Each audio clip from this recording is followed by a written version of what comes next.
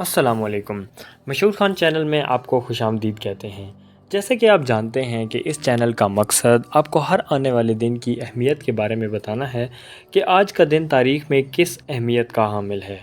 تو آج ہم بات کرنے والے ہیں 75 سال پہلے 1948۔ جنگ دونوں کو برباد کر دے گی۔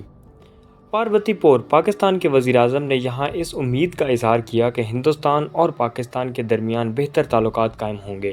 ان لوگوں کے لیے تنبیہ کرتے ہوئے جو تصور کرتے ہیں کہ ایک دوسرے سے زیادہ مضبوط ہے، وزیر اعظم نے مزید کہا کہ غلبے کے دن ختم ہو چکے ہیں، معاشی یا سیاسی۔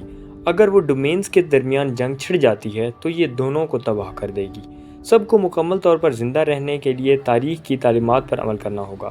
پاکستان میں ہندوؤں کے ساتھ ناروا سلوک کے بارے میں ہندوستانی اخبارات میں شائع ہونے والی بدنیتی پر مبنی رپورٹس کو سیاسی سٹنٹ قرار دیتے ہوئے مسٹر لیاقت علی خان نے کہا، کاش ہندوستان کے مسلمانوں کے ساتھ وہی سلوک کیا جاتا جو مشرقی پاکستان میں ہندوؤں کے ساتھ ہوتا ہے۔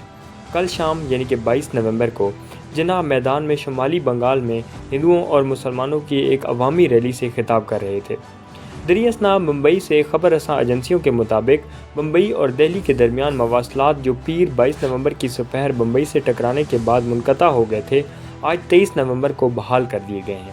ممبئی اب بھی منقطع ہے باقی ہندوستان سے۔ شہر میں پانی اور بجلی کی سپلائی بحال کر دی گئی ہے۔ Thanks for watching.